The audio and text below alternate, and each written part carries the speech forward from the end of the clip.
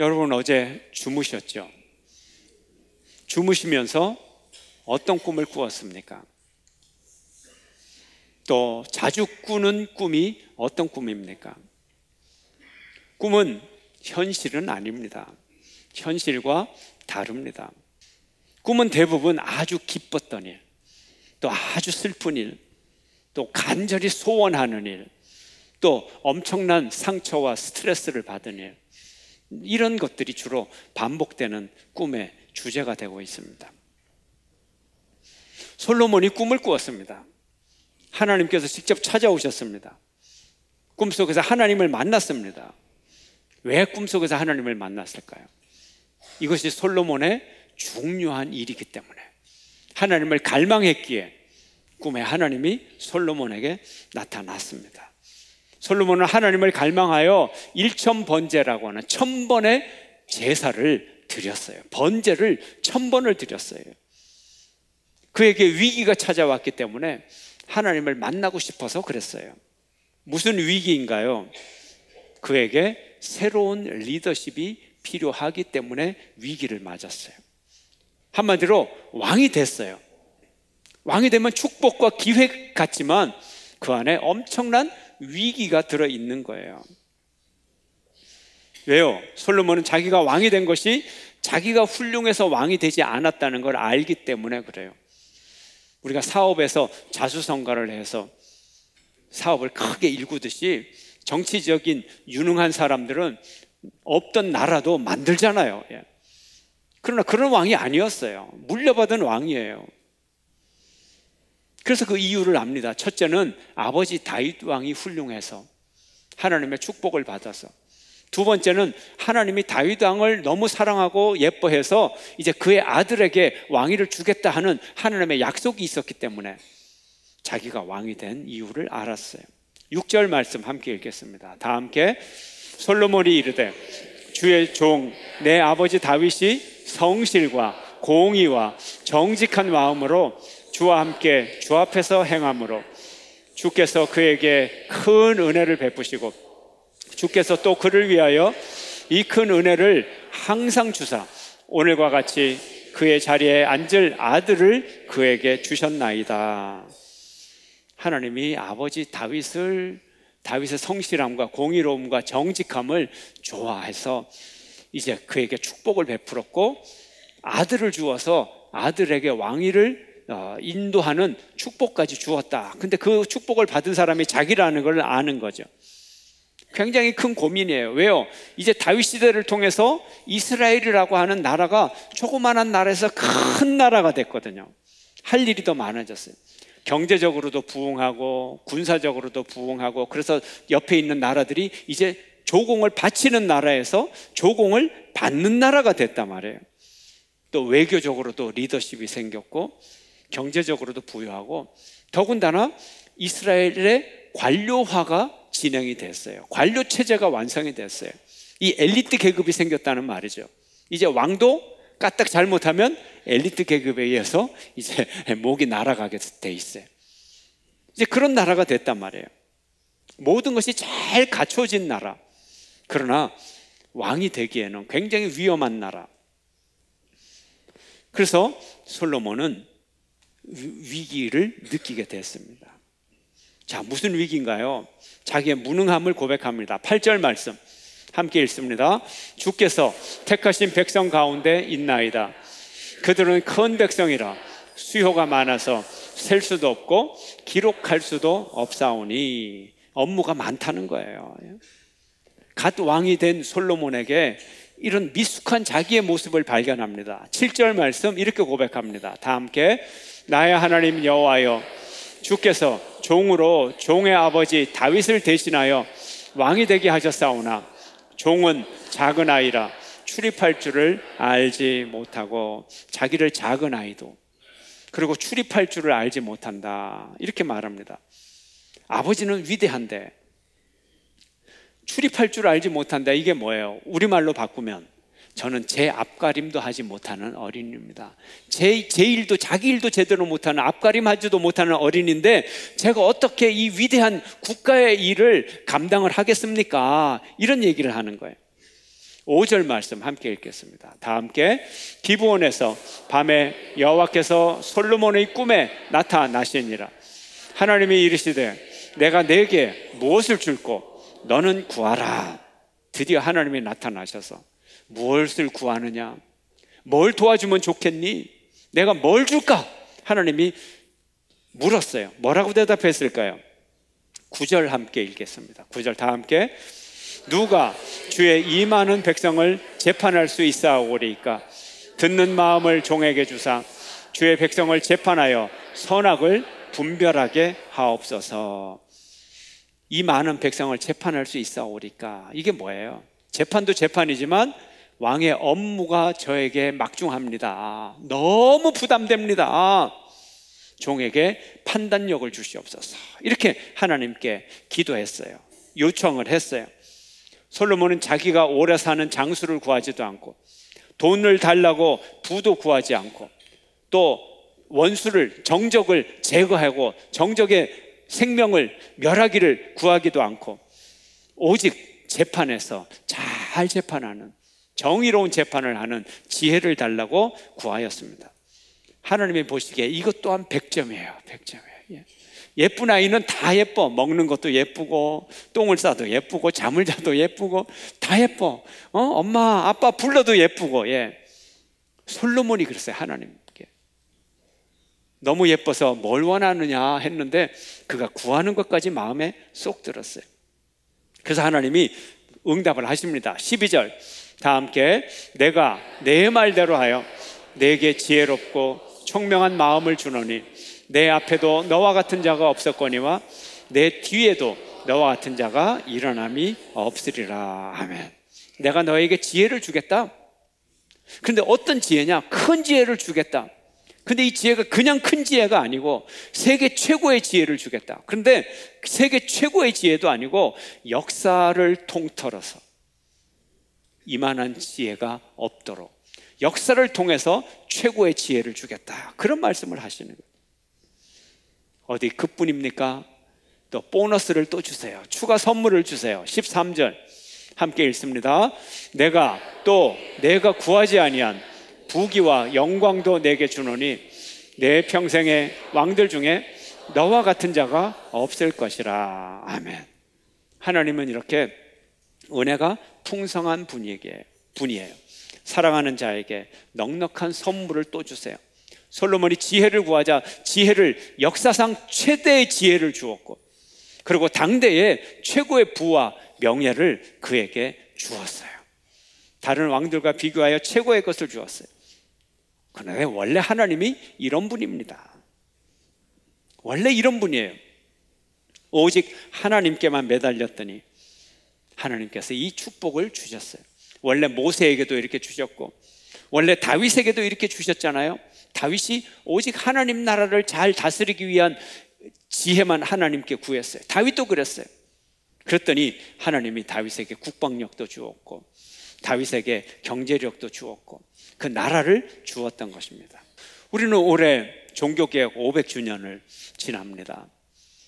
마틴 루터가 종교개혁을 한 지 500주년 되는 날입니다. 1517년 그가 교회 문 앞에 95개 조항의 개선 조항을 걸면서 종교개혁이 시작이 되었습니다. 그런데 그 당시 상황을 보면 루터가 오직 하나님을 믿는 거의 유일한 사람이었어요. 거의 유일한 사람이었어요. 루터는 급변하는 시대적 변화를 보았어요. 중세가 서서히 저물어가고 르네상스 시대가 열리고 이제 근대가 다가오는 그런 급변하는 시대를 그가 보았습니다. 그러면서 동시에 날마다 더 타락해가는 로마의 교황을 보았습니다. 교황은 심지어 인간의 구원을, 하나님의 구원을 돈으로 흥정할 수 있다. 그래서 면죄부 판매에 점점 더 열을 올렸습니다. 루터는 오직 복음의 회복만을 생각했어요. 오직 말씀, 오직 믿음, 오직 은혜, 오직 예수 그리스도, 오직 하나님의 영광, 이것만을 생각했어요. 돈이나 권력이나 명예나 그 기타 어떤 것도 생각한 적이 없어요. 그 당시에 부와 권력을 모두 가진 이 영주계급 귀족들이 있죠. 그리고 심지어 이 교황조차 종교의 권력과 또 세속 권력과 부와 권세와 모든 것을 다 가지고 있었어요. 또 심지어 자본주의 권력도 있었어요. 초기 자본이 쌓이면서 도시 중에는 자치하는 도시가 있었고, 도시 중에는 시의회를 가지고 자기들이 자치권을 행사하는 그런 도시들도 있었습니다. 이런 다양한 권력과 부의 분배 속에서 루터는 그런데 관심이 없었어요. 당시에 가장 큰 세력은 교황, 황제, 영주들이었어요. 교황은 뭐죠? 종교 권력자잖아요. 황제는 뭐죠? 정치 권력자. 영주들, 정치 권력자. 이들의 행동은 철저히 정치적이었어요. 교황은 교회의 대표입니다. 말씀을 따라야 될 교황이 철저하게 경제적이고 철저하게 정치적으로만 행동을 했다는 거죠. 그러나 루터의 행동은 정치적으로나 경제적으로 설명할 수 없는, 오직 신앙적으로만 그는 행동을 했습니다. 이 점을 우리가 알아야 돼요. 만약에 루터가 정치를 조금이라도 알았으면 그럼 그는 95개 개혁조항을 교회 문 앞에 걸지도 않았을 거예요. 아니, 걸고 싶어도 걸지 못했을 거예요. 왜요? 그것을 거는 순간 그것은 죽음의 상징이기 때문에 그렇습니다. 그야말로 하룻강아지 법무서운 줄 모르고 종교개혁을 시작을 했습니다. 오직 신앙만 생각했기 때문에 그래요. 오직 정치를 생각하지 않고 믿음만을 따랐기 때문에 그래요. 그랬더니 바로 그 시대의 정치가 루터라는 사람을 살려내게 되었다는 거죠. 우리가 이 점을 알아야 돼요. 이 점을 보면 하나님의 역사가 얼마나 세밀하게 돌아가는지 우리는 은혜를 받을 수가 있습니다. 먼저 그 자세한 속사정을 알기 위해서 도표를 하나 보겠습니다. 그 당시에 교황이 있었습니다. 교황은 로마의 대표자입니다. 교회의 대표자입니다. 레오 10세라는 교황이 있었어요. 또 황제라는 인물이 있었어요. 황제가 뭡니까? 세속 국가의 수반. 그 당시는 신성 로마 제국이라는 제국이었습니다. 그때 황제는 찰스 5세였습니다. 교황 레오 10세와 찰스 5세가 손을 잡고 그 당시의 시대를 지배하던 그런 상황이었어요. 그리고 독일에는 여러 선제후가 있었어요. 작센 선제후 프리드리히라고 하는 사람이 있었습니다. 이 사람이 루터에게 있어서 아주 중요한 사람입니다. 이 선제후가 뭐냐? 선거권을 가진 제후라는 뜻이에요. 선제후. 누구를 선거하느냐? 황제를 선거하는 거예요. 그러니까 찰스 5세 황제도 이 선제후들 7명의 선제후가 투표를 해서 다수표를 얻어서 찰스 5세가 황제가 되었어요. 프리드리히는 자기가 황제가 될 수도 있고 또 황제의 투표권을 가진 사람이에요. 대단한 거죠. 7명의 선제후 중에 한 명입니다. 이런 이제 형편을 우리가 알아야 루터를 이해하게 되는 것입니다. 그래서 이 교황과 황제가 큰 두 세력이지만 서로 협력을 해서 지배도 하지만 서로 견제를 하기도 합니다. 교황 레오 10세는 찰스 5세의 선거가 있을 때에 사실은 프리드리히를 황제로 만들려고 밀려고 했어요. 그런데 프리드리히가 표를 못 얻을 줄을 알고 이제 후보로 나가지를 않습니다. 그 정도로 프리드리히는 황제가 될 정도로, 후보가 될 정도로 아주 유력한 그런 사람이었어요. 그렇다고 해서 프리드리히가 황제를 항상 견제만 하느냐, 교황이 항상 견제만 하느냐, 그건 아니에요. 실제로 프리드리히의 조카하고 황제 찰스 5세의 여동생하고 또 결혼 관계를 맺으면서 협력을 하기도 했던 것입니다. 이제 그림을 안 보여줘도 되겠습니다. 루터가 1517년도 95개 개혁조항을 교회 문에 걸고 이제 많은 말썽을 일으키면서 1521년도에 포름스 국회에 재판을 받으러 갑니다. 이제 재판을 받으러 가는 길에 루터는 길에서 많은 지지자들을 만나고 소수의 반대자들을 만납니다. 그래서 위로와 용기를 얻게 되었어요. 그때 루터가 자작곡해서 부른 노래가 바로 오늘 불렀던 내주는 강한 성이요, 이 노래를 불렀어요. 이 노래를 이제 힘있게 부르면서 포럼스 국회 재판을 받으러 들어갔습니다. 그런데 재판을 받으러 국회에 딱 들어간 순간 그는 죽음의 기운을 느꼈습니다. 밖에서는 지지하는 민중들이 있었지만 그 재판장에 나온 모든 재판관들은 루터의 반대자들이었습니다. 루터는 자신만만했어요. 왜요? 교수 출신이니까 토론하고 주장하고 변론하고 설득하고 그렇게 하려고 그랬어요. 근데 재판정에 딱 들어갔는데 아무런 변론의 기회가 없어요. 그 오랜 시간 동안 루터에게 딱 한 번의 기회가 주어져요. 그 질문이 딱 한 가지 질문입니다. 당신이 주장한 그 이단 교리, 잘못된 주장을 철회하겠는가? Yes or no? 딱 한 가지 질문이에요. 네가 주장한 그 잘못된 주장을 철회하겠나? 뭡니까? 예, 그러면 살아나는 거고, 아니요, 그러면 죽는 거예요. 이 기회밖에 없는 거예요. 루터가 너무 당황을 했습니다. 두려움에 떨었습니다. 떠듬거리는 목소리로 재판장에게 사정을 했습니다. 하루의 기회를 주십시오. 그래서 재판장이 루터에게 하루의 기회를 주었습니다. 그 다음날 또 재판장에 출두한 루터, 두려움에 떨었어요. 이제 죽음의 기운이 그에게 다가오게 됩니다. 그래서 이런 말을 합니다. 성경이나 명확한 이성이 저를 설득하지 않는 한 저는 제가 인용한 성경을 따르며 제 양심은 하나님의 말씀에 사로잡혀 있습니다. 이 자리에서 저는 아무것도 취소할 수 없고 또 취소하지도 않을 것입니다. 왜냐하면 그것은 위험한 행동이며 양심에 거스릴 뿐 아니라 저의 신념에도 어긋나기 때문입니다. 제가 여기 서 있습니다. 하나님이여 도우소서. 아멘. 이 말을 했어요. 의기양양하고 변론하고 토론하고 그런 기회에서 이 말을 한 것이 아니라 죽음의 기운 앞에서, 죽음의 권세 앞에서 마틴 루터는 두려움 속에서 이 고백을 한 것입니다.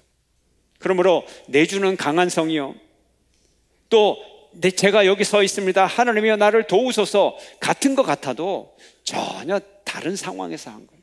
그래도 뭔가 희망이 보일 때 내주는 강한 성이요 찬양을 불렀지만 죽음이 눈앞에 온 상황에서 도저히 어찌할 바 없는 그 상황 속에서 그는 양심을 지키고 성경을 지키고 하나님 앞에 도움을 구했던 것입니다. 제가 여기 있습니다. 하나님 나를 도와주세요. 제가 여기 있습니다. 하나님 나를 도와주세요. 하나님이 나를 도와주지 않으면 저는 이 자리에서 죽을 수밖에 없는 운명입니다.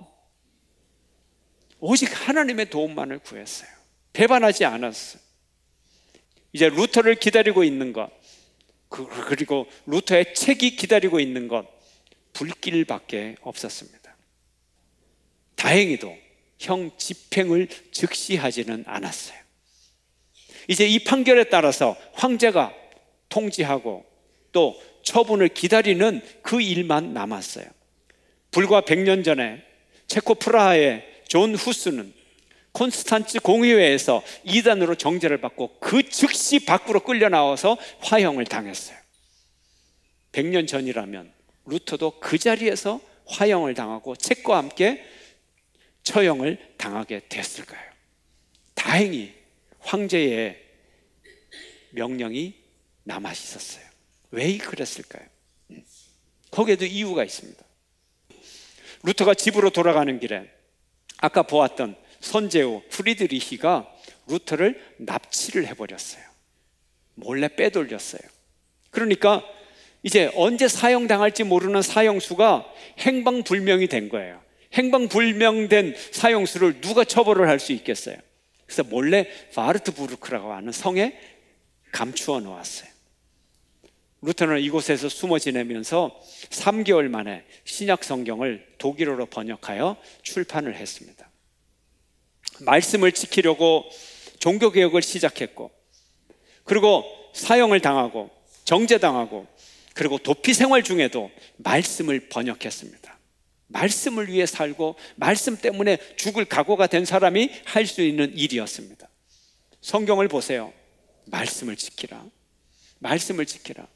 내 계명과 규례와 율례를 지켜라. 그리하면 내가 너와 함께하고 너를 지켜주겠다. 이게 하나님의 말씀인 거예요. 약속인 거예요.